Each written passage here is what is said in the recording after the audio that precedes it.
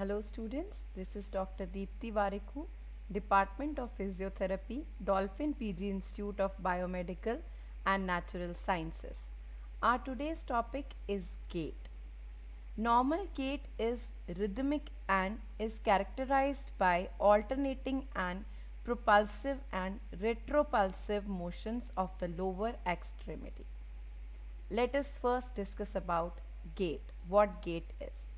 So when we say gait, we are discussing about the human locomotion.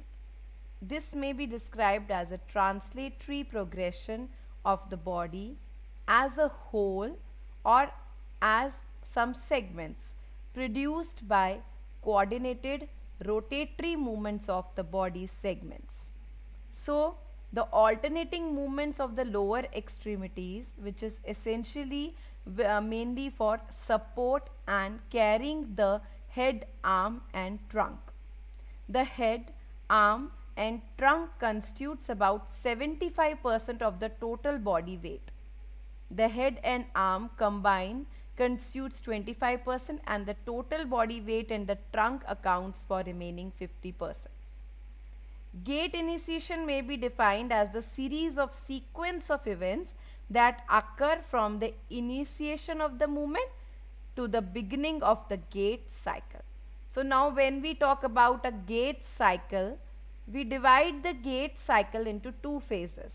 One being the stance phase and another being the swing phase. To simply understand the gait, several authors have defined gait in terms of certain tasks that must be accomplished. According to the professional staff at Ranchos Los Amigos Medical Center in California, there are three main tasks which we will do in gait while walking. First is the weight acceptance, another is the single limb support, you can see here, and then we have the swing phase, Okay, so we have basically three things. One, weight acceptance, single limb and the swing limb. Now let us see the phases of gait cycle. So gait cycle includes the activities that occur from the point of the first contact of the lower extremity of the same extremity to the next contact of the same extremity. So the first phase what we will discuss here is the stance phase. The first phase is the stance phase. The stance phase, what you can see here, it begins at the instant that one extremity contacts the ground. So the first phase we see here is the contact. We will have two types of subdivisions of these phases. Basically the stance phase covers about 60% of the gait cycle. Here you could see from 0 to 60% of the gait cycle is covered in stance phase. When we see the swing phase, it is covered from another 60 to 100, that is the 40% of the gait cycle. So now when we talk about the subdivisions of the stance phase, we do have subdivisions, like you can say the first subdivision. So we divide them in two types. One is the normal divisions and another are the divisions given by Ranchos Los Amigos terminology.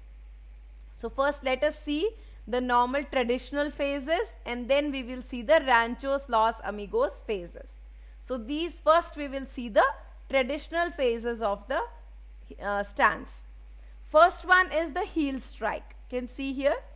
The heel strike refers to the instant at which the heel of the leading extremity strikes the ground. When we see heel strike in the Ranchos Los Amigos, we call it as initial contact. Initial contact refers to the instant the foot of the leading extremity strikes the ground. In normal gait, the heel is the point of contact. In abnormal, at sometimes you could see patient can have foot, toes rather than the heel in the first initial contact. Okay. The next phase in the traditional terminology is the foot flat. Here you could see first is the heel strike, another is the foot flat. It occurs immediately after heel strike and is the point at which the foot fully contacts the ground. The next, when we see this phase in your RLA terminology, we call it as loading response. So loading response occurs immediately following initial contact and continues until the contralateral extremity lifts off the ground at the end of the double support phase. The third phase in the stance is the mid stance according to the traditional terminology. You could see here. Mid stance is the point at which the body weight is directly over the supporting extremity. Here you could say the body weight is directly over the supporting extremity. Mid stance is same mid stance in RLA terminology also. Here it begins when the contralateral extremity lifts off the ground and continues to a position in which the body has progressed over and over the head of the supporting extremity. The next phase according to the traditional terminology is the heel off phase. It is the point at which the heel of the reference extremity leaves the ground.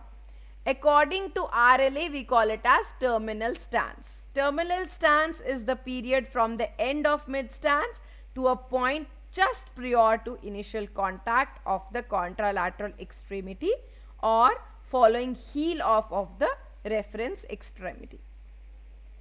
Then the next phase according to the traditional terminology is the toe off, which finishes off with the 60% of the gait cycle. It is the point at which only the toe of the ipsilateral extremity is in contact with the ground. In the RLA terminology, we call it as pre-swing. So pre-swing encompasses the period from just following heel off to toe off. That makes our cycle, that is the stance phase. Initially we have heel strike, foot flat, mid stance, heel off, toe off.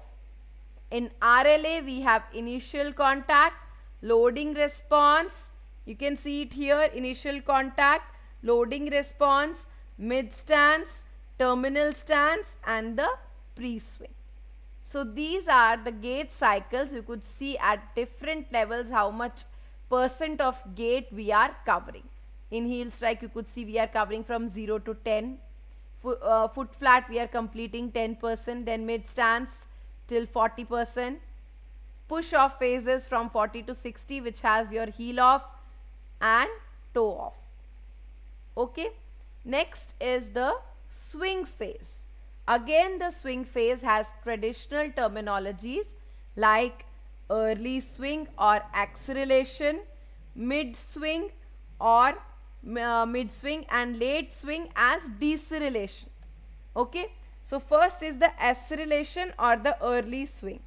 So acceleration or early swing is from 60 to 75% of the gait cycle.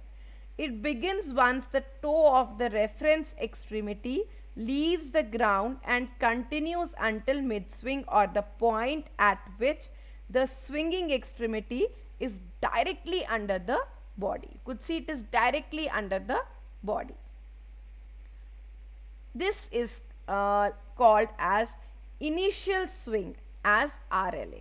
RLA in Rancho's Los Amigos, we call it as initial swing. It again encompasses from 60 to 73% of gait cycle. Initial swing begins at the same point as acceleration and continues until maximum knee flexion of the reference extremity. That is, the reference extremity is your ipsilateral extremity which you are referencing. Then we see the second phase, which is the mid swing. Mid swing occurs when the ipsilateral extremity passes directly beneath the body. In RLA also we call it mid swing.